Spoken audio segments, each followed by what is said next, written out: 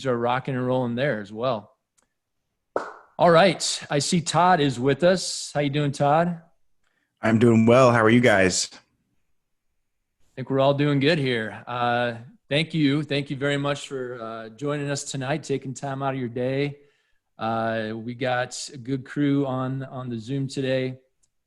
Just to refresh your memory, Todd, because it's been a while since we were emailing back and forth. This is a group. We call it the Sheeks Freaks Mastermind group. They're all basically between 15 and 20 years old from all across the country. And they're all aspiring real estate investors. They're also very interested in early financial independence and passive income and frugality, all of that stuff, everything that would be considered FIRE movement or real estate investing. So they are excited to hear from you today. I told them a little bit about you in our Slack group that we communicate in. I think many have listened to the Bigger Pockets podcast when you were a guest, I think last summer. Mm-hmm. And for those of you who maybe don't know, Todd is a house hacking guru. I'm sure he'll kind of talk about his experience with that. He's in the Seattle area, and he's crushing it.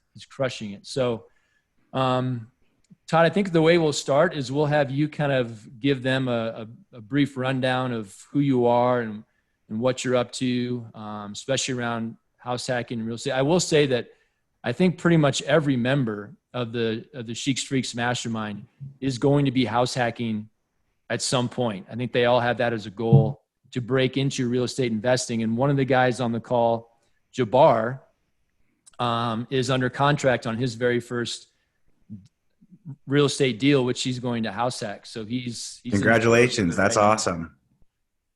Yeah.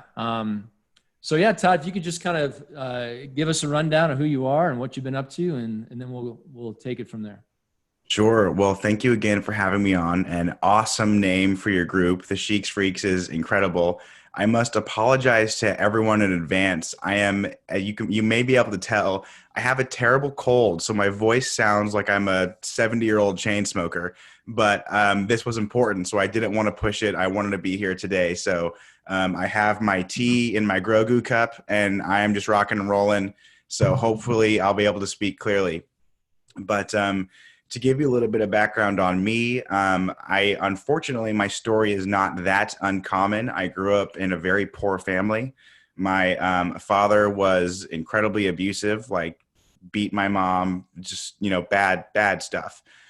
So they got divorced when I was quite young. I saw my mom struggle to put food on the table for 3 kids. And pretty much by the time I was 12 years old, I kind of realized that I wanted something different for my life and my family. So I started working at the age of 12. I was literally shoveling horse manure for about $3 an hour. And I came home with, I think $6 in quarters. And at the time, it was the most money I'd ever seen. And it was just this moment that I had. I was 12 years old, looked myself in the mirror, counting my $6 in quarters. And I was like, I'm going to make millions of dollars. And that was my goal, was to become a millionaire by the time I'm 30. Not only become a millionaire, but actually make $1 million in a year before I turn 30. So fast forward a little bit. In high school, I started a lawn care business where I would mow lawn, chop wood, just whatever I could do that wasn't minimum wage. I'm a little bit older than you guys. I'm 28. So at the time that I was 15, minimum wage in my area was $8.67 an hour. And I could pretty much make double that if I just worked on my own doing outside work. When I was 17, I started a candy business at my high school. There wasn't any vending machines. So I saw a need for soda and candy, and I would just sell them at lunch. And that was awesome. I just bought it wholesale at Costco and then sold each individual candy bar for $1. And then when I was probably 18, I started learning how to make money online. But everything was blown out of the water when I found real estate. So I went to college in Washington State, which is where I met my wife. I ended up dropping out of college when I was 22. I'm not advocating that anyone drop out of school, by the way. That was just, that was my path. It's a very unorthodox one. It worked. It turned out okay for me, but for most people, going to school is still a phenomenal, great thing to do. And my wife went to school and everything, and she's the smart one in the relationship. But I dropped out of school when I was 22. I took a sales job where I was doing business to business sales, basically selling insurance contracts. So pretty much like 9 months after dropping out of college, I was making about 110 grand a year at 22, which was awesome. That was a lot of fun. And but the important thing is I took every penny of that and I put it towards real estate. So I bought my first house. Actually, again, this is not something that I would recommend anybody do, but I bought my first house with my girlfriend at the time, who now is my wife. So it ended up great. But but I would not, just in case we get done with this call, the two takeaways are not drop out of college and buy a house with your girlfriend. That's not what we came here to discuss. So I did buy a house with my girlfriend. We decided to rent every extra bedroom out to our college friends. So we occupied the master bedroom. We rented out every additional room to our college friends. After posting an ad on Facebook, we had all of the extra rooms rented out. So we were living for free in a brand new house that we owned. So we were able to just save our salaries. And 9 months later, we bought our second house. And today we are up to 6 houses. In total, they're all rented out by the bedroom, by the way. But in total, we bring in about $40,000 per month from our real estate. After all the expenses, it produces about $15,000 per month in cash flow. And then that does not include the equity pay down or the massive appreciation we've received, because we're here in Seattle where the real estate market is just crazy. I think over the last 4 years or so, between all 6 of our properties, we've gotten about 1.5 million or so in appreciation. So it's just wild. But I know that was a mouthful. I know my voice sounds terrible right now, but that is pretty much a background of who I am and how I got here. So yeah, that is me in a nutshell. All right. Thanks, Todd. I do have a couple questions for you just to clarify a couple things. And then basically what we'd like to do is just open it up for questions. So you said you have 6 houses. Did you house hack all of them? Did you actually live in all of them? Great question. No. So I've lived in, I think, 3 or 4 of the 6 houses that I own. So we bought our first one owner occupied with a first time home buyer program. So we were able to put 3.5% down. I know right now there are programs where you can do owner occupied, putting 5% down and have no PMI, which is awesome. And for anyone who is unfamiliar with that, it's just the mortgage insurance that's really dumb. If you don't have to pay it, then that's great. Our second house, we actually bought as an investment property. So I did have to come up with 20% down. And that is because we bought that 9 months after buying our first property. So the rule is basically, if you buy a primary residence, you have to intend to live there for 12 months. So in theory, we could buy a new primary residence every 12 months. But in between those times, we did see other houses that we wanted to purchase that were just a little bit short in that 12-month period. So our first house, we house hacked. Second house, we bought it as an investment, but we still rented it out by the bedroom. Our third house, we bought it owner occupied again. So we moved into it, did the same thing. We rented all the bedrooms. Our fourth house, we bought it as an investment. And our fifth house, we bought it as another house hack. So we moved into that. And then after about probably 12 months or so, maybe 15 months, we bought our sixth, our final house, which is this duplex. And we did that owner occupied as well. So we basically bought 4 of them owner occupied and 2 of them we bought as an investment properties. All right. Fantastic. And I was going to ask, so the rent by the room thing is interesting, to buy an investment property intending to rent by the room. And I have some questions, but I'm going to hold them because I think some of the members will probably ask the same questions.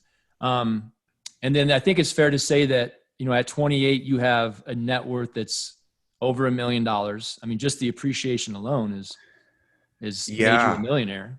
So what's crazy is, so we've collected over $1.5 million in rent just in the past 4 years. We've gotten about the same in appreciation.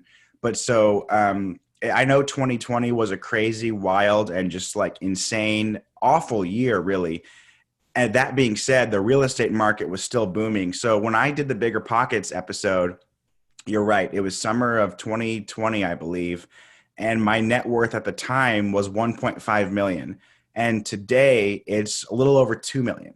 And it's because the houses have gone up through the roof because the real estate market is so crazy. So obviously that, that's subject to the market. It could go up or down, but basically got an extra $500,000 in equity just because we were in the game and we waited. But yeah, so now it's up to 2 million now. All right, cool. And I'll tack on to that because Denver's just as crazy as Seattle. Just today, my wife and I, we have a fourplex in North Denver. We were up there doing some maintenance and stuff. We just remodeled one of the units, and we're trying to rent it out. And my wife happened to mention, she kind of manages all of our properties, and she mentioned that fourplex in the last year alone has appreciated $90,000. Wow. And like you said, Todd, if you're not in the game, you miss out on that. Now, in the next 5 years, it could go down $90,000. It could go down $90,000 next year. Nobody knows. But over the long haul, it's going to be it has been a solid investment for us. Absolutely. All right. So I want to give you this out, Todd. I know your voice isn't perfect tonight. And generally when we have guests on, they're just bombarded with questions, and you're going to be doing a lot of talking. So if there gets a point, Todd, where you want to take a break, or if you want to even, if you want to cut it early, I don't want your voice to be crippled for the next couple of days just because you're on here with us. So take it easy on yourself. It's good. I'm committed. I'm here for however long you guys want me to be here. And I sound gross, but if you guys are okay with that, then I'm happy to stay on for as long as you like. Perfect. Well, thanks for being willing to do that. So we generally go till you're on Pacific time. So we'll go to 5:30. We'll get another 50 minutes. And what we found it works really well with guests is to just have the members put questions in the chat. And you can just read them in the chat and just go top to bottom. We'll see how far we get. That's worked really well. And so the downside to that is it's basically just you talking for the next 50 minutes or so. And so at any point, if you want to throw a question out to the members or you want to get them involved, feel free to do so. And we can have some back and forth for sure, but the chat really works well for them asking questions of you. So let's start us off, guys. If you want to throw some questions in the chat, Todd can read them, and we'll just keep going until he needs to take a break. No worries. Okay, so I think I see the first question in from Jabbar, and it says, do you include any COVID provisions now to help advertise your bedroom? So great question. So part of my strategy, and again, I do this across all houses where I just rent them all out by the bedroom. And from the beginning, when my wife and I decided that's what we're going to do, we tried to think about what are things that roommates constantly fight about. And one of the things that we kept coming back to was mess. We know that roommates, if you spill something and you don't clean it up, your roommate's going to be mad, or vice versa, and just stuff like that. So from the get-go, my wife and I decided we're just going to hire a maid, and the maid's going to come to each and every house and clean it once per week, every week from top to bottom. And that way, everyone's still in charge of cleaning up after themselves. But if mess is an issue, there's a reset button every single week where the house gets deep cleaned from top to bottom. Now, some tips that I would say for that is do not go to a company like a Molly Maids or a Mary Maids. In fact, for one of my houses, if I did it through Mary Maids, it would cost me about $400 or $500. I literally just found cleaners on Craigslist, and I get my houses cleaned for about $80 a house. So less than $100 a house for a big, like 3,000, 6-bedroom, 4-bathroom square foot house, $80 to clean it from top to bottom. So that is the first thing. The second thing that we did from the beginning was we stock every single house with toilet paper, paper towels, hand soap, dish soap, Clorox wipes, garbage bags, and dishwasher soap. And the reason for that is if you're sharing a bathroom with a roommate and you're the one always buying the soap or always buying the toilet paper, but your roommate's constantly using it, eventually that's going to piss you off and you're going to want to move out. And why wouldn't you? So my wife and I said, well, this is very easy for us just to solve. And if we buy it in bulk from like a Costco, it's really not that expensive. Now, so you might be wondering, well, does that cut into your profit margin? The answer is yes. But the numbers I gave you earlier were the 15 grand a month of profit. That is including all of the, like that's taking into account all the expenses and supplies and everything. So we could make more than $15,000 per month in profit if we didn't include the house cleaner and the supplies and stuff. But also, we might not have as consistent renters or be able to charge as much if we didn't have those house cleaners in place and all the supplies. So getting into the COVID question, there isn't a whole lot of extra to add to that because we already supplied the house with disinfectant wipes and a house cleaner and all those other things. The only thing that I will say is we've asked everyone to just be conscious about having guests over. So anyone that doesn't live in the house, we've also been proactive in finding what the health department says if one of the roommates in the house actually gets the coronavirus.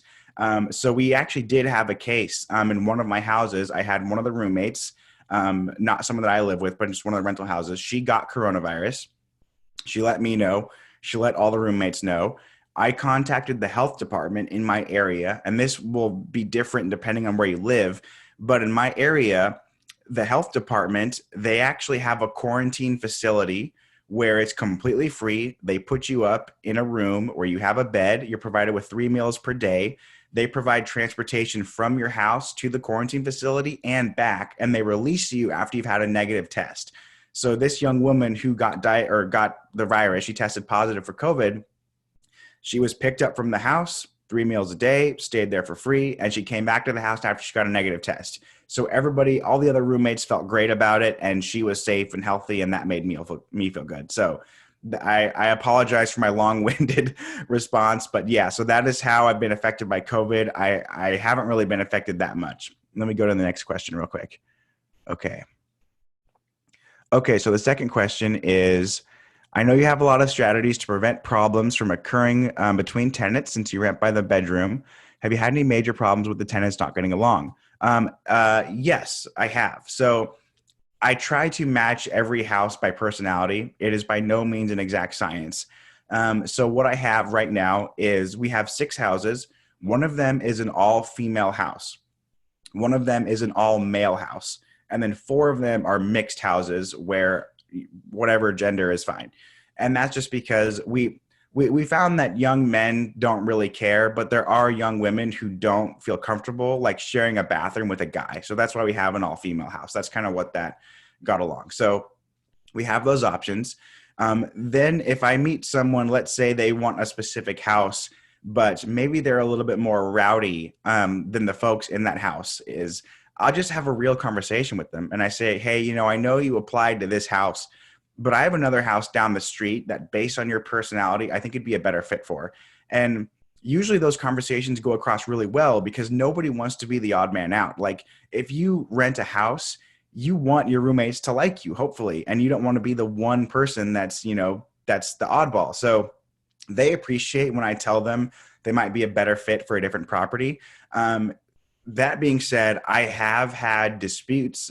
I've had problems between tenants, and I've had to non-renew people or get rid of them. But I will clarify, I've never had to file an eviction. It's always been a very just open, real, transparent conversation. I am a very big believer in 100% transparency and complete honesty with everybody.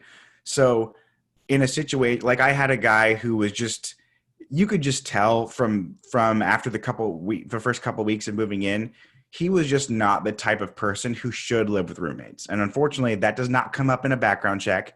And when I described the house to him, he said it was fine and all this stuff was good. But he would be mad at little things that you can't really be mad at in a house share. Like if someone, like didn't put the remote back where he thought it should go. And it's just little things like that. And so I had to have a conversation with him and be like, I know you wanted to live here because you're saving a lot of money compared to an apartment. And he agreed. He's like, yeah, that's why I'm living here. And I said, but that comes with a different cost. And part of that is this isn't just your house. It's not just your space. You're sharing it with 5 other people and it's their house too. And based on all your, the things that you have a problem with, I think you'd be a lot happier in your own studio. And he agreed. He completely agreed. And so we worked it out, and he moved out and he got his own studio, and I got a replacement that was a better fit. So that way he was happier. I didn't miss any rent, and the roommates there were happier. So that does happen sometimes, but if you can do it amicably in a way that's not finger pointing, and you just basically put it back on them, like, I think you would be happier in a different situation. Most people tend to hear that and agree with that. And it's always worked out for me.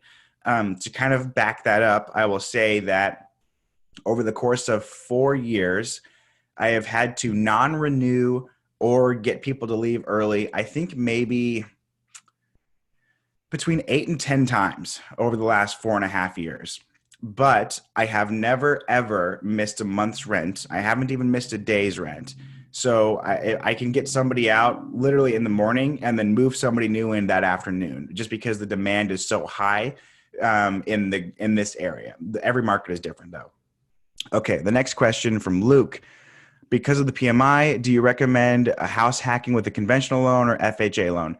That's a great question. So, I mean, if you can do a conventional loan, what I would do is I would take advantage of a first-time homebuyer program if it's true for you that it's your first time buying a house.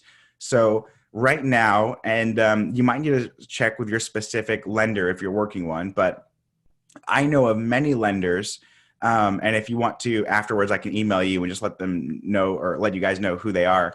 But many lenders right now are doing a program where if you're a first-time homebuyer, you can put 5% down and pay no PMI. I think that is a phenomenal thing. So the first house that I ever bought, I only had to put 3.5% down, but I did pay PMI on it. Now, I was renting it out by the bedroom, so I was making money hand over fist anyway. It didn't really matter that much. But if you can get away without paying that and without paying 20% down, I think that is a beautiful combination. I mean, you'll save money on the monthly. If you can put 5% down instead of 20% down, that means you have more cash that you're hanging on to for your next property. And, 12 months later, if you want to do this again, that means you have money for that next down payment. So I would do that. I would see if you can do 5% down, owner occupied, no PMI.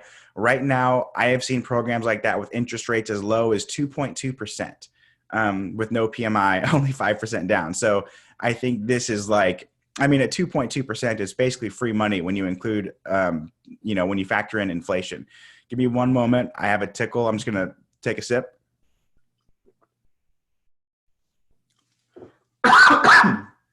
I apologize. I didn't want to cough right into the microphone. Sorry. Todd, I'm going to butt in since you took a break.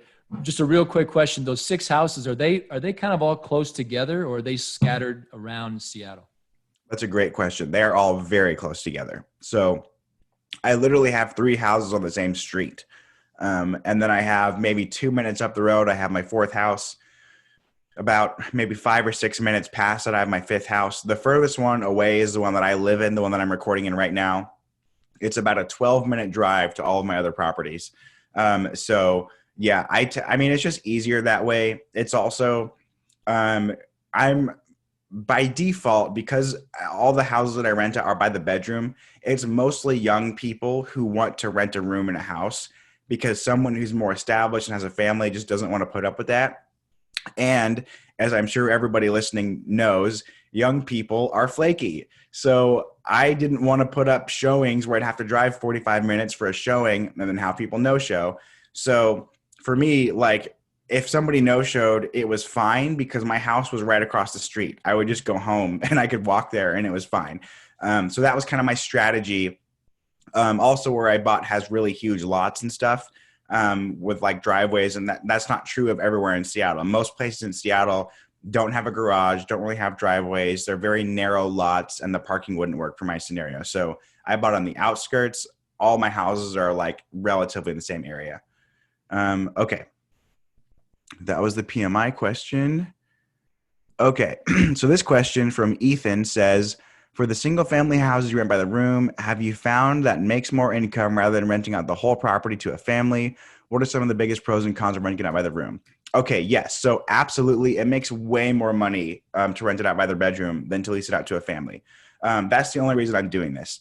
because I will admit renting a house out by the bedroom is it's just, there's more involved than renting out to a family because of some of the stuff that people ask, like, what about COVID? What about people not getting along? So then those things are valid and they're true. But to give you an example, I have a house close to the airport where what it would rent for if I just rented out to a family would probably be between $2,500 and $3,000 per month, probably closer to the $2,500 a month side, but anywhere between that, no more than 3,000. I rent this house out by the bedroom and it brings in $8,000 per month. Just one single family home. By the way, I bought this house with 10% down. So my down payment was, I think, 60,000 bucks, and it brings in $8,000 per month in rent. Now, of that, $4,000 per month is pure cash flow. So that means my profit on this property is $48,000 a year off of a $60,000 investment, which is about an 80% cash on cash return. So most people, if they talk about investing, they're like, let's go for a 6% return or a 10% return. Some very aggressive real estate investors will be like, hey, this is a 15% return. No. That's not what you want. My return on this deal is 80% cash on cash return. That doesn't include the appreciation, which has been huge. Doesn't even include the equity pay down. So it is way, way, way more lucrative to do it by the bedroom. Just like, renting out an apartment on Airbnb is more lucrative than renting it out the normal way. The problem is it's just more work involved. Like I used to have 3 Airbnb units. Those have to be cleaned and turned over every day between 11 and 3, because that's when the next guest is coming over. And with the house hacks, there could be roommate disputes, there could be fighting, whatever. We do what we can to mitigate that. It's less passive, if you will, when you do it by the bedroom, but it's so much more lucrative that for me, it was well worth the time. Like the hourly rate that I get on some of these houses is ridiculous. It's insane. So I think it is well worth it. Okay. Do I personally manage units? Yes, I do. I manage all 6 properties myself. That is just because, again, a rent by the room strategy is a little bit more hands-on. I don't know of any company that would specialize in rent by the room situations. Also, because it's a little bit more niche, I like to meet everyone and make sure that there's harmony in the house. So a property manager, they want to make sure it's rented out and that the rent is coming in and all that stuff, which is very important. But what they might not be keen to is there harmony in the house and are the roommates getting along? And that's something that I always have a pulse on, because if there's not harmony in the house, that could implode your business, because if people don't like living together, they don't want to live in your house and they're going to move out. And then there goes your tenants. So I try to make sure that that everybody knows who I am, that they get along with each other. That's why I do the interview portion. I also, 2020 was interesting, where the landlords are not that popular right now. There is hashtag cancel rent trending all over Twitter and all over Instagram. And I was interviewed by CNBC in February of last year. For whatever reason, that interview went viral. It had like 2 million views in the first 3 days. It was crazy. The vast majority of the hate that I got from that interview were people saying about how evil landlords are and how, like, just all the things about how I'm hoarding wealth, about how I'm a big, greedy, evil landlord, all of that. So I try to do the best that I can in being an understanding and gracious landlord. So I think I provide a really good service. All of my houses are nice and new. We provide the housekeeper. We supply all the stuff. And then when 2020 happened, my wife and I made quarantine baskets for every single house. So we put these baskets together with like wine and chocolates and popcorn and like a free movie coupon and just like a bunch of stuff. And we dropped those off at every house because people couldn't go anywhere. They had to quarantine. So we did stuff like that. We're really, really big now. We have 35 tenants, but when we had like 15 tenants, once a quarter, we would take them all out. We'd go bowling, or we'd take them ice skating, or we'd host a barbecue or play like flag football or frisbee golf or whatever. And it was because we didn't want to be a faceless landlord that people, didn't know, they didn't like, they're just mad at you because they're paying you rent every month. We wanted to be sort of involved, and I won't say, like, you don't have to be friends with your tenants, but it's helpful if they like you. And there's sort of two types of authority. There is authority because they respect you out of fear, and there's authority because they genuinely like you. And most leaders have one or the other. And we somehow have figured out a way to get both, where our tenants respect us and they also like us. And because of that, I think that's part of the reason why we've never missed any rent. I mean, right now, and before, there has been an eviction moratorium where people could choose not to pay us and we can't do anything about it. And we have still collected 100% of all of our rent. We have not missed a dime of rent. I talked to a guy the other day. He has missed $50,000 in rent. He owns a bunch of apartment buildings, and he's putting one of his buildings in forbearance because he has tenants who have literally just chosen to not pay. He's down 50 grand. And we, like clockwork, on the first of the month, we get our $40,000 every single month from our tenants because they respect us and they like us. We're providing a great value. So yeah, I try to manage all my units and be as involved as I possibly can within reason. Okay, next question from Josiah. It looks like, if you didn't have enough credit currently or work experience to buy a property, what would you set your goals for moving forward in real estate? That's a great question. So I think a couple things. Credit is important because your credit score will determine your interest rate. And even a 1% difference on your interest rate could mean hundreds of thousands of dollars that you pay more over the life of a 30-year loan, depending on what the purchase price is. So I would say, and I'll be very careful how I say this because people can get burned this way too, but I got a credit card when I was, I think, a sophomore in college, and I got one specifically to start building my credit. So the problem is there are some people out there, for whatever reason, where their brain just like doesn't tell them that they have to pay the money back, or that if they don't pay it on time, they're going to pay interest. So if that's you, don't get a credit card. But if you understand how that you should pay it off every month and that you should never pay interest, getting a credit card helped me. I just put all of my expenses on it. I didn't go out of my way to buy anything I wouldn't otherwise buy. I just put like my groceries on it or whatever, and I paid it off every month. And that slowly over time started building my credit. As far as the job thing, a couple things. So if you have unorthodox income, like you're a 1099 or you're commission only or something like that, most lenders want to see a 2-year work history before they will loan to you. But if you have a normal like W-2 job and you've been to college, then sometimes they can give you a loan just with an offer letter. So it kind of depends on what you do and what you want to do as far as your career goes. But I would say start working on your credit, whatever field you want to go into. I would advise that if you can stick it out in that field, it doesn't have to be the same job, but at least the same industry for 2 years, that'll help your case. You'll look like a less risky borrower in terms of the eyes of the lender. And that would set you up from being able to get approved for whatever house you're looking at. And then I think it's after 2 years of your rental history, you can start using your rental income to help you qualify for the next loan. So now my wife and I, when we go to buy our next rental property, not only do we have, our other sources of income, but also they see the $40,000 per month in rent that we collect. And all of that helps us to get approved for the next property. Okay. Question from Abby. Have you found any of your properties off market or only on the MLS?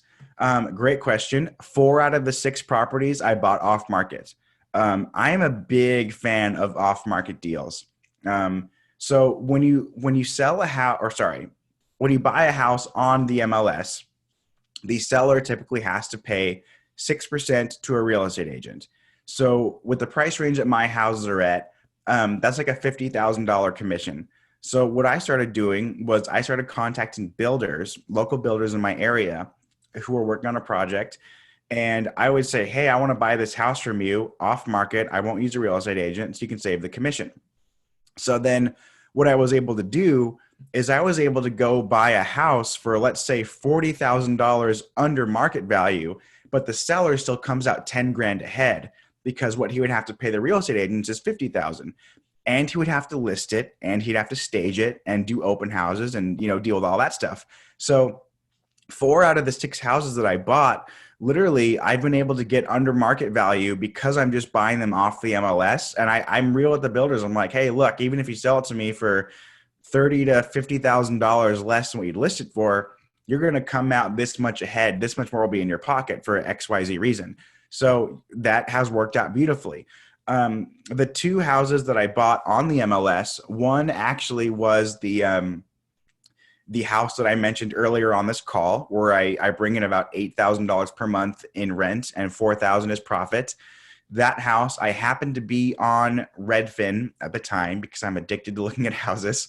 And I literally saw the second it came online. That was just a beautiful combination of right place, right time. I saw the split second, the brand new listing. And that happened to be a Thursday night. And I saw that house had an open house scheduled for a Saturday. So I messaged a Redfin agent and I asked if I could go see it Friday morning. So the next morning, before the open house even happened, I saw the house. I knew it was perfect. I made a full price offer Friday morning, and the house was mine Friday afternoon before the open house even took place, because I did not want to get into a bidding war. And I knew that this house was perfect for my strategy. And I closed on that house. I believe that was February of 2018. I think February of 2018. I closed on it February 16th of 2018.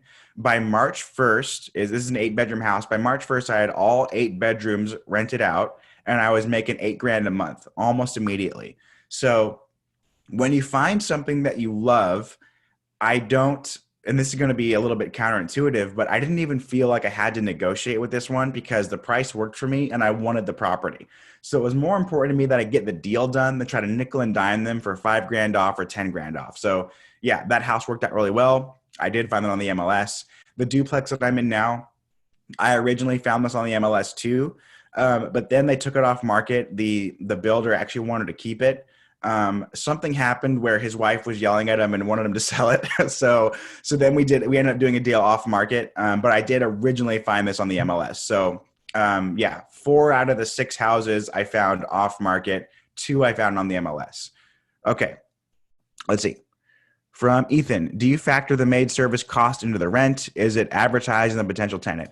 Yes. So I do factor in all the expenses. So all the supplies, the maid service. I also include all utilities, like Comcast, garbage, water, sewer, all that stuff. So I factor all that into the price of rent. That way each tenant only pays one price every month. So they're not dividing it for seats, or it's not like it's $700 for the rent and then $200 for utilities. It's just one price, whatever it is. And then I do advertise it. When I have my listings up on Craigslist and on Facebook and everything, and it says weekly house cleaner, that is a huge draw for renters, especially if they know it's a roommate situation. So it makes it awesome. Plus, I'm very strategic in my showings. So I mentioned that I have the maid come once a week. So I try to line up showings after Maid Day, because that's the best the house will ever look, because she just came and she cleaned the entire place from top to bottom. So I bring them through for showings right after that, and the house is squeaky clean and it looks amazing. So I do factor it in the price. I do advertise it. What I don't do, I do not put it in the lease. So I mentioned that I supply the toilet paper and the Clorox wipes, and I have the housekeeper, and I pay for the suit, or actually that is in the lease, but the stuff that's sort of like unique, I do not include it in the lease. And there's a couple of reasons for that. Let's say in the lease agreement that I sign with a renter, I say that their rent includes a weekly housekeeper, and then my housekeeper quits or gets sick and needs to reschedule or whatever. All of the sudden, if it's in the lease that she's coming this week and she doesn't come this week, I'm in breach of contract. So I don't include that stuff in the lease. Same thing with the toilet paper and the Clorox wipes. I don't include that in the lease. I do include it in the advertising, and I buy it. I pay for the stuff, and I have the maid go through. But to protect myself, I mean, in 2020 there was a shortage of toilet paper where nobody could get it, and if I had it in the lease, I would be in breach of contract. So I'm just very particular about how I write it. I would be happy to, if you guys want, I can send over, when we're done with the call, I can email you a Word document, which is the lease that I use. And then you guys can just have it for your own use, and it'll be editable and you can change whatever you want. But yes, so I do advertise it, but I do not include it in the contract. Okay. Next question. What type of property would you recommend to purchase for a house hack in a market like San Francisco, which is similar to Seattle now? Great question. So it kind of depends on what your comfort level is. I am a big fan of a single family house that you live in the master bedroom and you rent out the other bedrooms. I know that not everybody wants to do that because not everybody wants roommates. Totally valid, and I get it. And even me now, I don't live with roommates anymore. I think I got rid of my roommates November of 2020, I believe, either October or November, because my wife and I, at this point, we've been married for 2.5 years, and it was just time. It was time to not live with roommates anymore. We still live in a duplex. We still rent out the other half. I converted one of the garage spaces into a studio apartment, so we're still living for free. But you're going to get a better deal on a single family house that you rent out by the bedroom, because you're not, most people don't do this strategy. So like, there aren't a lot of investors that are buying single family houses so that they can in turn rent them out by the bedroom. However, there are a lot of investors buying duplexes, triplexes, and fourplexes. So you have more competition when you go to buy when you go to buy multifamily homes. So I have a duplex that I live in right now, but for the first one, you're going to get a much better cash on cash return if you buy a single family home and rent it out by the bedroom than you would buying a duplex, triplex, or a fourplex. Not that you shouldn't do that in the future. And if you don't want to live with roommates, then buying a small multifamily is your best bet because you can still offset the cost of your mortgage. But if you tell yourself you're going to stick it out for 12 months with roommates, you can literally get paid to live. In my last house before the duplex, it was a single family home. My wife and I lived together. My wife and I shared the master bedroom. So 2 of us in that bedroom. We had 6 other roommates. So there were 8 of us total in a single family house. But my wife and I were living, not only were we living for free, we were actually making $1,500 per month just to live in our free house. Plus my wife, our incomes were about $500,000 at that point. So we're making $500,000 a year, living for free, saving every penny that we make. So that was crazy. We, just to be able to make that much money and save all of it because we didn't have a house expense, it was awesome. So, it's not sustainable to do that forever. Obviously, if anyone listening has like kids or something, then that's probably not even doable. But if you're young, you don't have kids, you can stomach living for roommates for a year or so, then I think it is the closest thing to magic I have ever seen. And I would recommend it to anyone. Okay, here we go. Next question. What made you successful in sales, allowing you to invest high income? Okay, great question.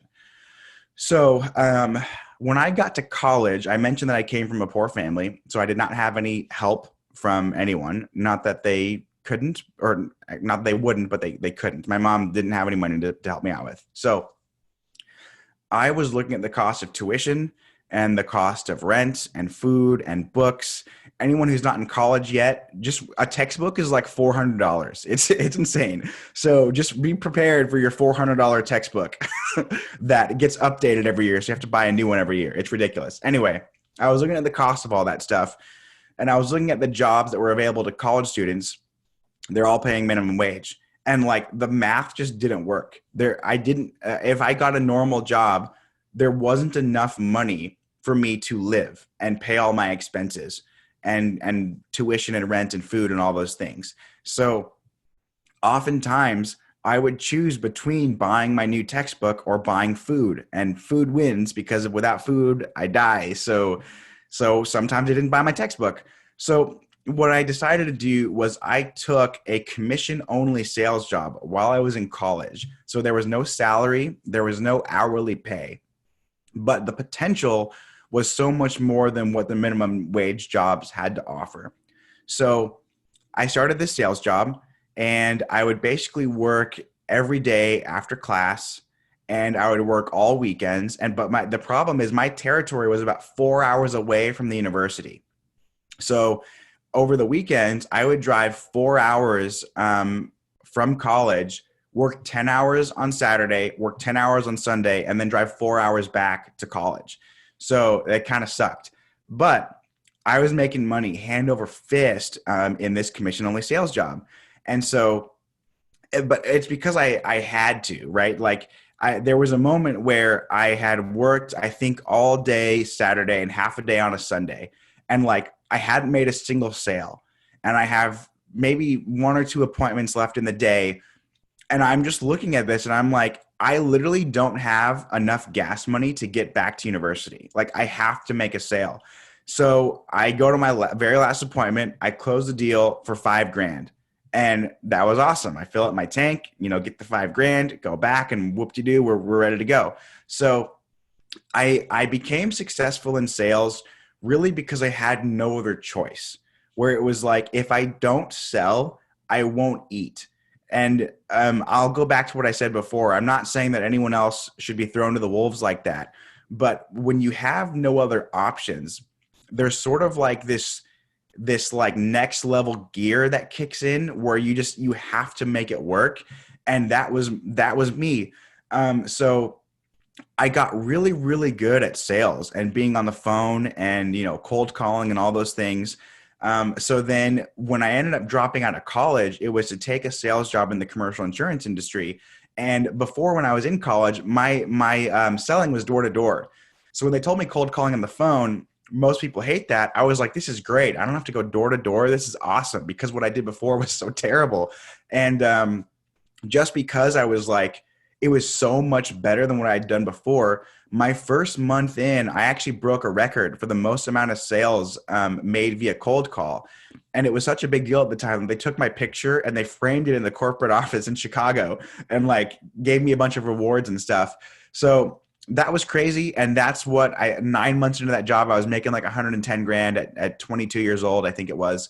So, but that's a very long response to how to become successful at sales. I had no other choice. Success was the only option, because if I didn't succeed, I would starve to death. And as crazy as that sounds, that was my truth. But as far as just like tips and sales, listening is way more important than speaking. Every sale that I've ever made, there are a couple things that are true. Number one, the customer talks 85% of the time, and I'm listening 85% of the time. And then when I'm actually speaking, probably most of the time that I'm speaking, I'm asking them questions about their business. And then finally I'm closing, but usually I'm just getting them to talk.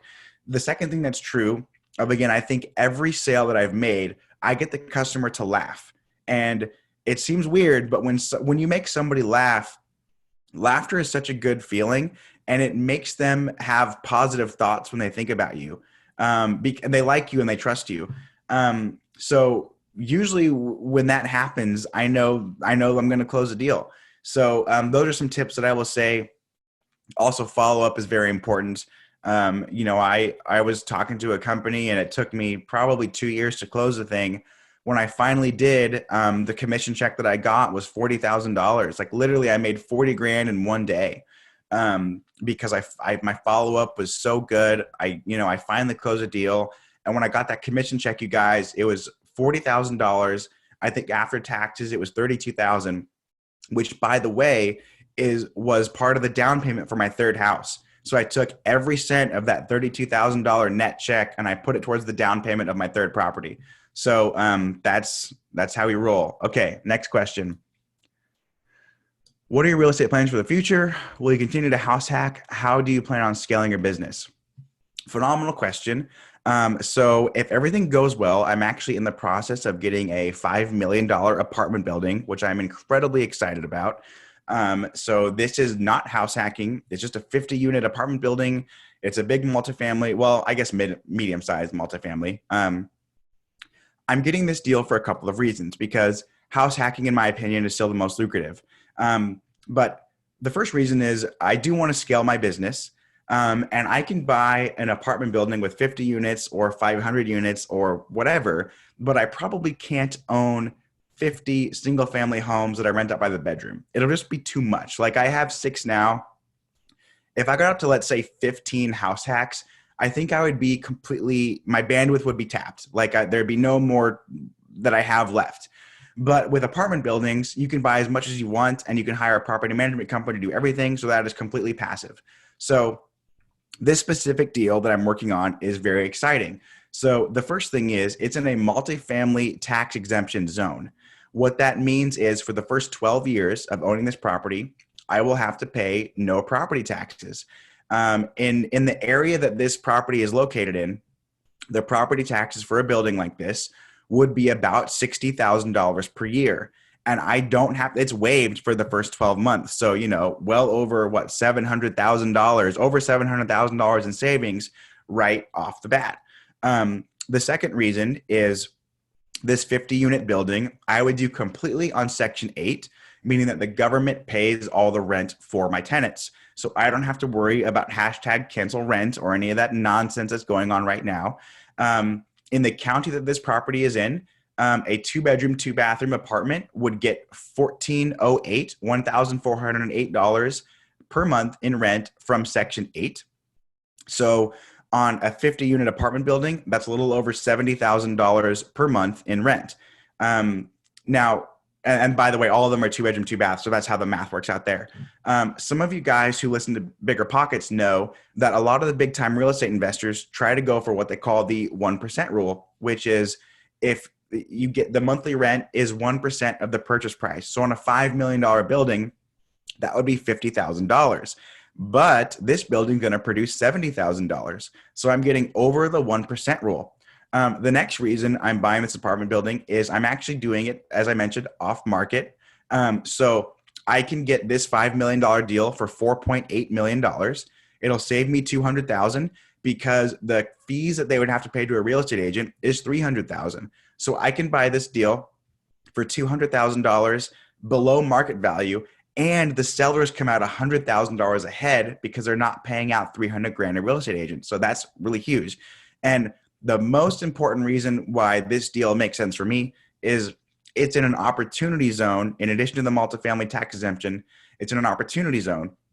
That means that if I keep this building for at least 10 years, if I go to sell it, I don't have to pay any capital gains tax, which is insane because the appreciation is going to be wild. So for example, if I buy the building today for $5 million, let's say after 12 years or so, I sell it for $7 million, I'll have a capital gain of $2 million where I would normally have to pay 20% in taxes. The new administration wants to raise it to 40% in taxes.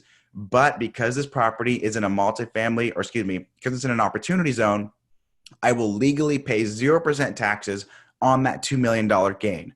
So the savings, I think when I did the math, not even counting the rental income, but just the savings of buying it off market, the multifamily tax exemption, which waives the property taxes and the no capital gains tax, just the savings alone is over $1.6 million. So it's like, it'd be stupid not to buy it at this point. The cons to buying a building like this, a $5 million building, is I have to come up with $1 million of my own cash to put down. But again, it's something that I will say this, I am very blessed that I'm in the position to do that. But none of that would be possible without house hacking first. So if anyone is thinking, man, that's what I want to get to, like tomorrow is a $5 million building, like, yes, I want you to get there too. But house hacking is how I did it. Like buying single family homes, renting them out by the bedroom, getting that crazy lucrative cash on cash return. That's how I've accumulated $1 million to then put down to this deal. So I will buy as many of these buildings as I possibly can that have this criteria of the multifamily tax exemption, the Section 8, so the rent is guaranteed, and the opportunity zone, so the capital gains tax is waived. I mean, it's just like, it's stupid. It's like, that is stupid money. You know what I mean? Like, it's just, that's how people, you buy enough of those, that's like private jet money. So anyway, okay, next question. Thank you for doing this. I saw this, let's see, Frock, the Millennial Money episode. I might be reading it wrong, but I saw the Millennial Money episode. But what exactly is secret shopping? Oh, got it. Okay. I saw this from the Millennial Money episode. What exactly is secret shopping and what are the best sites to do it on? Really good question. Okay. So secret shopping is basically a way to get free stuff. I will explain exactly how that happens. There are a lot of companies out there like restaurants and movie theaters and just a bunch of different companies like that. They want to know how their employees are doing. They want to know what the public thinks about their product and service. So they will hire secret shopping companies to find 1099 contractors like you or me to basically go pose at those establishments as regular customers, like we're just normally, shopping there. We buy whatever product and service there it is. And then when we get home, we fill out a survey and we get reimbursed for whatever we bought. Plus we make a little bit of profit on the top. So I know it sounds weird. When I first heard about it, I was in college and I thought it was a scam. But what it was is my wife, who I'm married to now, back then we were just dating. And I was broke. It took me about a month and a half to save for our first date. I took her to a really nice restaurant. It took me like literally a month and a half to save for that. And she was awesome. She was like, well, how about for our second date, we go to Costco and for the appetizer, we'll get the free samples. And for the main course, we get a hot dog or pizza at the food court. And for me, I was just like, I was so happy that she just wanted to spend time with me. She didn't care that I was broke, but also like heartbroken because I couldn't take her out on nice places. So me being the savvy guy that I am, I literally got home and I just started Googling how to get free food. And I came across secret shopping and I thought it was a scam, but they were not asking for my social security number. They weren't asking for my bank information, nothing like that. So I decided to do a secret shop to, I believe it was, this nice restaurant called the Chrysalis up in Bellingham, Washington. And literally, you guys, 2 weeks later, I got a check in the mail, which reimbursed me for the dinner, plus paid me like $30 in profit. So then I was like, this is incredible. So I started doing that. To this day, my wife and I still secret shop. I mean, we've passed the $2 million mark. We still get free food. When I send the email of the lease agreement that I have, I'll just include my favorite companies. I actually do. Because secret shopping, so many people want to know about it. I actually do tutorials on my YouTube channel where literally I just teach everyone about every single company that I work with because there are a lot. Like I'll give you an example. There's a secret shopping company called Market Force. They have contracts to Panda Express and Five Guys Burgers and Fries where you literally get paid to go get free food at either of those places. There is another one called, it's a very strange name. It's called Service Sleuth. I know it's weird, but there is a casino resort in Spokane, Washington. I'm in Washington State. It's a casino resort, and they have secret shops there through this company where you get paid. Well, you get reimbursed for the hotel, for all of the food, all of the alcohol. They even give you a gambling allowance of like $300. You get to keep all the winnings, and then they pay you about $400 for your time. So my wife and I have been to this resort 3 or 4 times now where we go for a weekend getaway. It's completely paid for, and we make $400 for our time. There's another one, a secret shop. It's called Mercantile Systems is the company. They have a contract with the Marriott Hotel Group. So every time we travel, we try to stay at a Marriott, and this secret shop reimburses you for your stay. It reimburses you for valet parking, and it provides you with 3 meals per day and room service. So that cuts down on our travel expenses, and they have Marriotts all over the world. We saw one in Hawaii where if we want to go to Hawaii, we can literally get paid to go to freaking Hawaii. It's insane. So that was awesome. And really how I knew it was legit was that first time when I got the check in the mail. How I knew it was amazing was for my wife's 22nd birthday. Again, just dating. We were still in college. I was 21. She had just turned 22. We did a trip to New York City. By that time, I had my commission job, so I was making good money then. Excuse me. And we went to New York City, and I knew that because we were traveling, we would be eating out every single day. And so what I did was I lined up a secret shop for, I think, lunch and dinner for sure, but some breakfasts for every day that we were in New York City.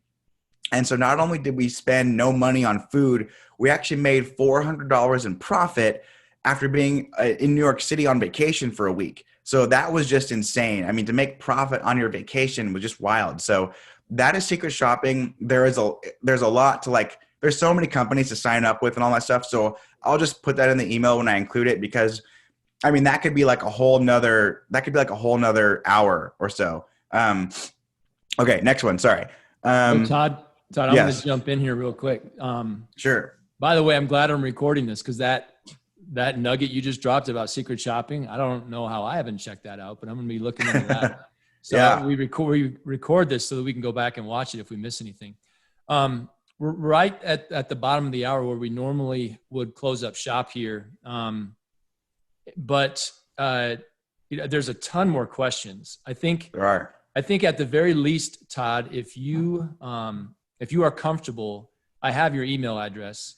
I'll share that with all these members in our Slack group, so they could shoot you an email. If there's a question that we don't get to, but they're just dying to know, they can email you directly. Is that okay? Absolutely. Yeah, there's no problem at all. Perfect. And then, you can send me an email with the things you mentioned, the lease and those. I'm very interested for the names of those companies you use, especially the Marriott one and the gambling resort one. Those yeah, great. those are cool.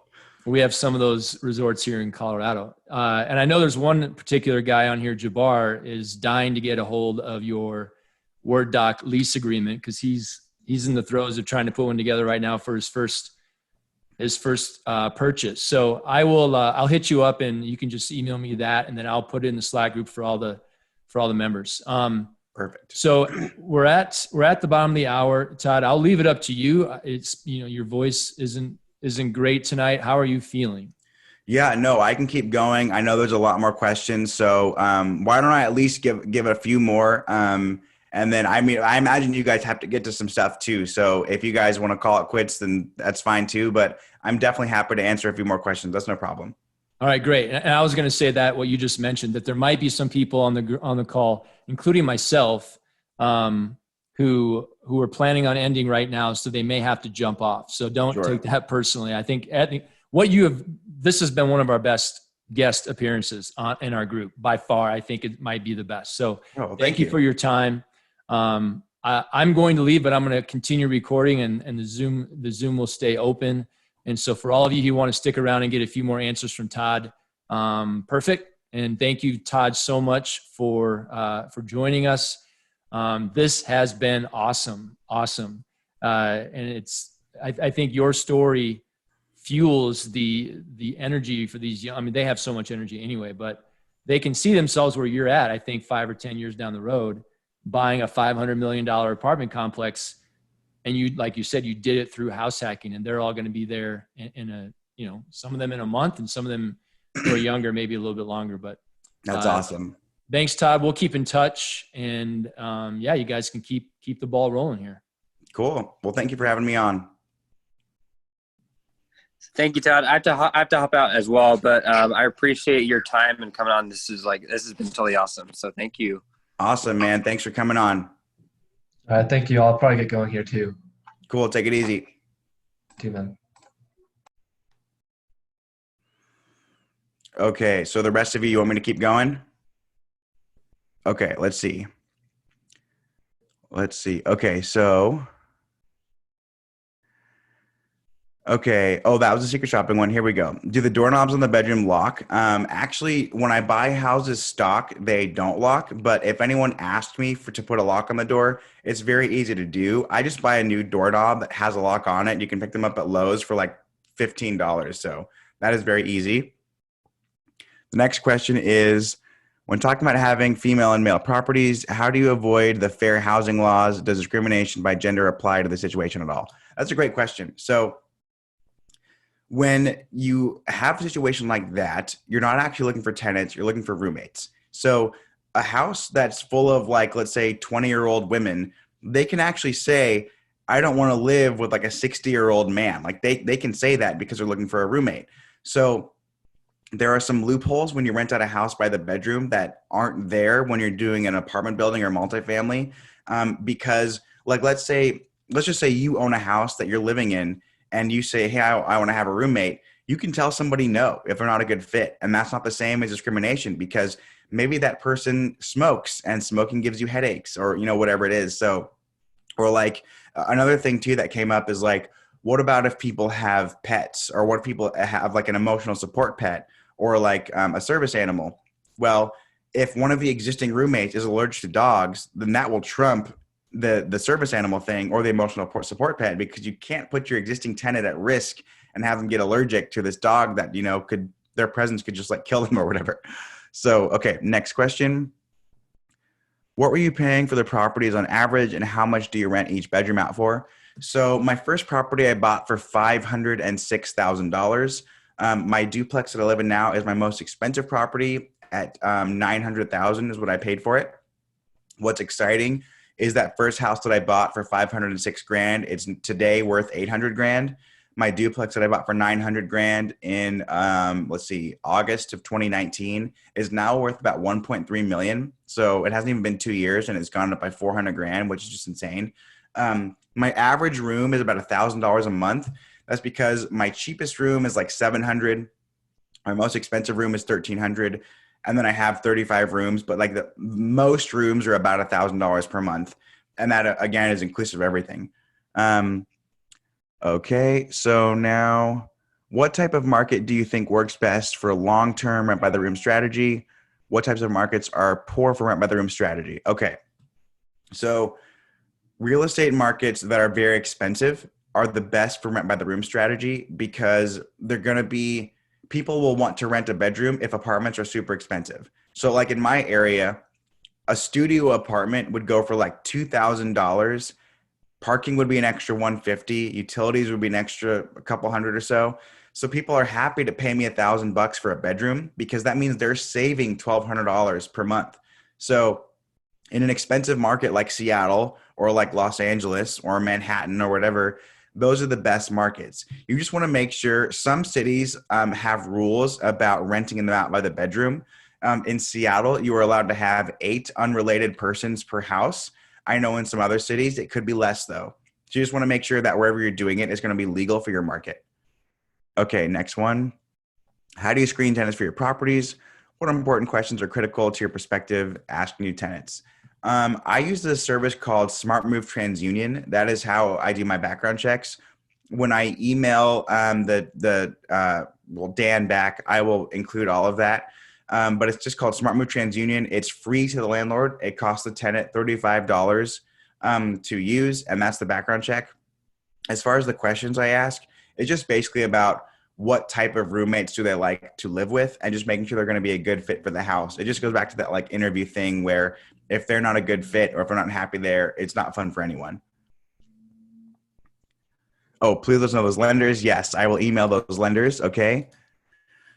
Take on down payment assistance, trying to lower upfront cost. I am a big fan of taking advantage of a first-time homebuyer program where you can only put 5% down. I personally don't have any experience with like a down payment assistant program. I do know that when Biden takes office, he wants to bring back the first-time homebuyer credit, which I believe will give new homeowners $15,000 towards their down payment. And I just believe that's a tax credit that you get. I don't think you ever have to pay it back either. Now, that, of course, has to go through the Senate and be passed and, all those other things. But that's something that Joe Biden wants to do. So that could be there. But as far as like, companies that will give you $10,000 but charge you a big interest rate, I just don't know enough about that because I've never done that. Let's see. Okay. Do you have a process for how you price your rooms? Are you just dividing all your expenses by the roommates, or do you just price the profit you expect to make? Just keep in mind, it's not close to a studio apartment. Yes. So I try to have my bedrooms about half the price of a studio apartment. So again, if a studio is $2,000, I try to have my room at $1,000. But all utilities are included, and with the studio, no utilities are included. So I try to make it so my average renter is saving $1,000 a month or more. Okay, if you were ever to move from Seattle, where would you move? Austin, Texas. I would move to Austin, Texas. I already know, because just like Seattle, they have no capital gains tax, no state income tax. It's getting late. They have no state income tax in Texas. It's also a little bit warmer. I would say California, but man, those taxes are insane. So I would go to Austin, Texas. Okay, how do you go about tenant caused maintenance problems to the property? Do you have a trick to finding out which tenants cause the issue and how to prevent them? That's a great question. So everybody's just in charge of their own bedroom. I luckily have never had damage to the common areas. Actually, I've had it one time and everybody told me who it was. So I was able to find that out immediately. The good news is if you have a house full of 6 people, the people who didn't cause the damage, they don't want to be liable for that cost. So they'll probably rat on the other person and just tell you.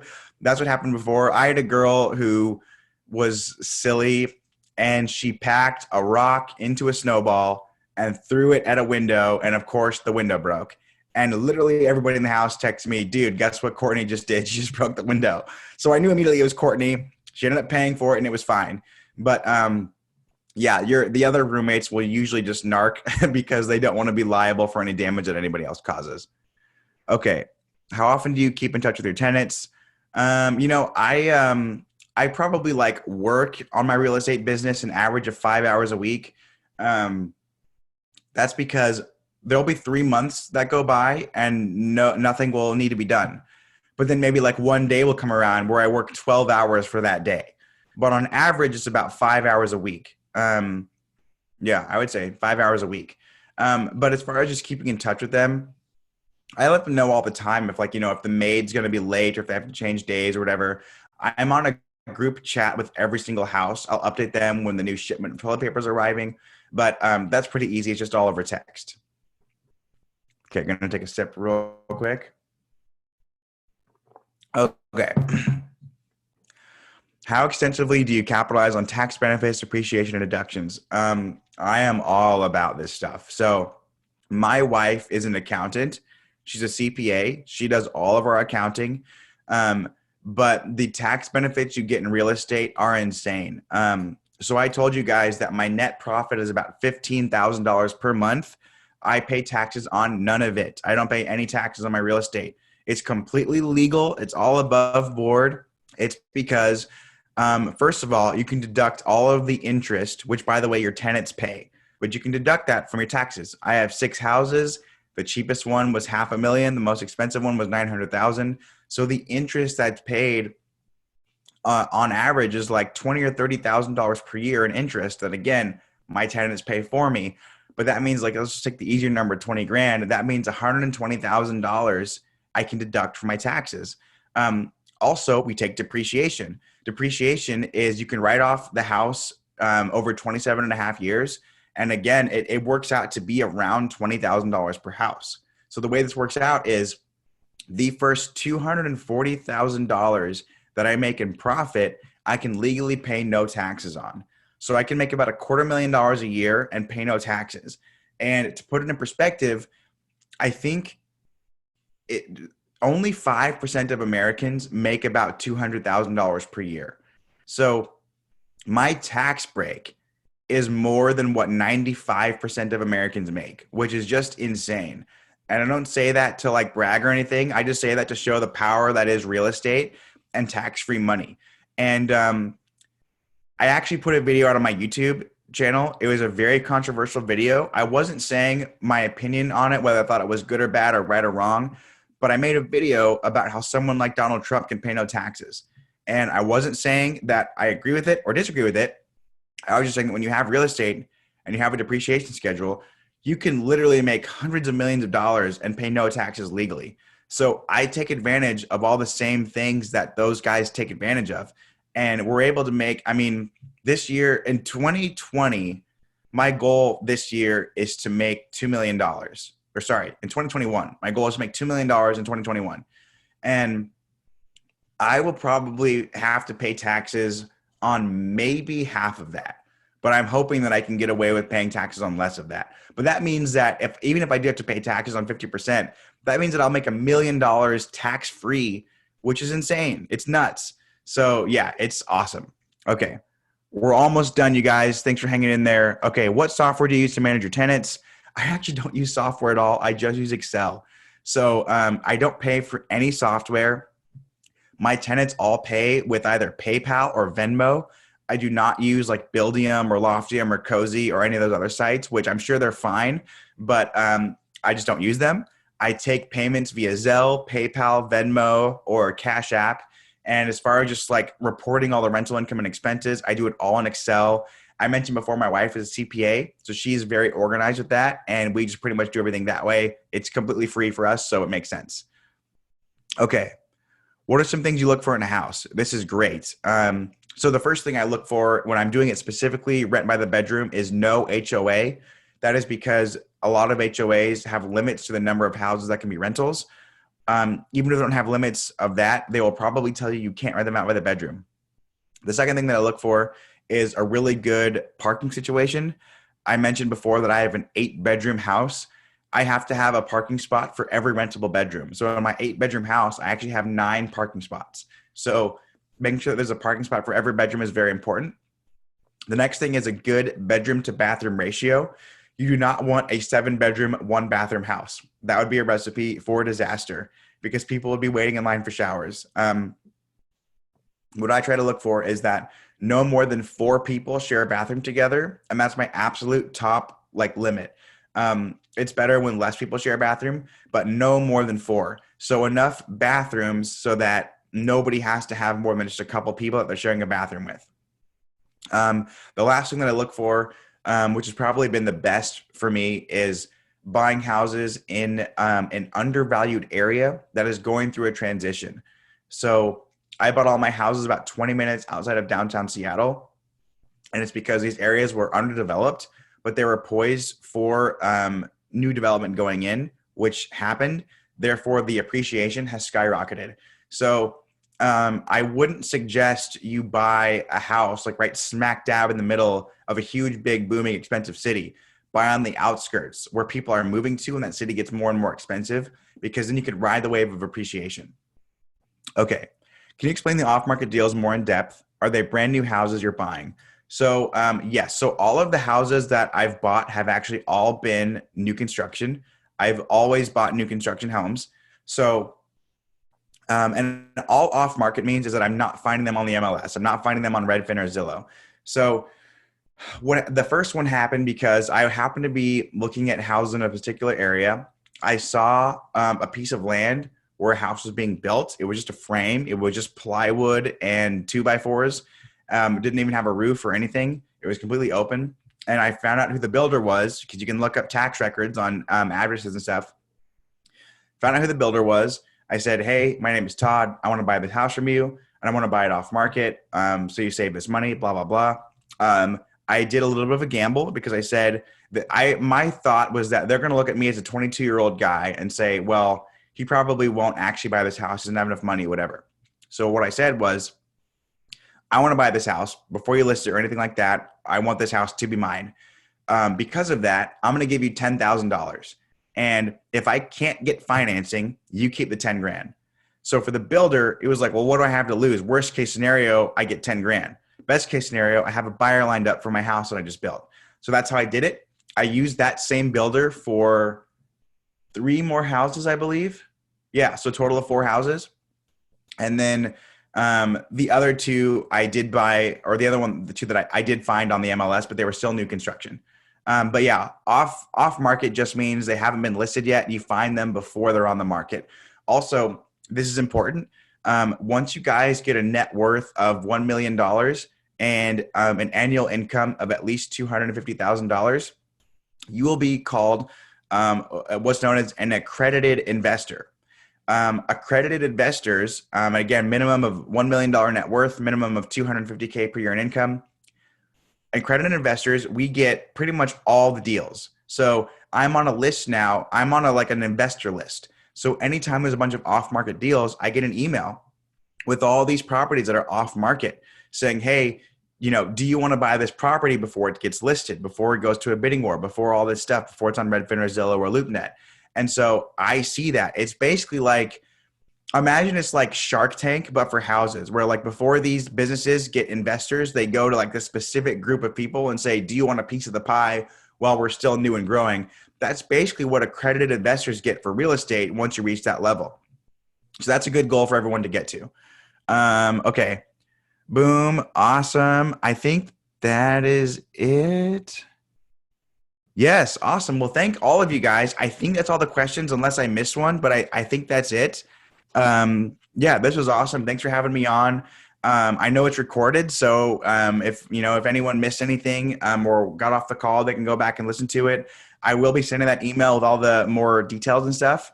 And when I send that over, I'll include the lease agreement. I'll include the secret shopping companies.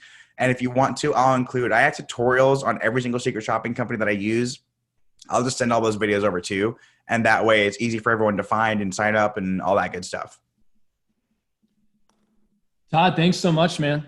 Awesome. If you like this video and want to see more like it, make sure you give this video a thumbs up and subscribe to our YouTube channel.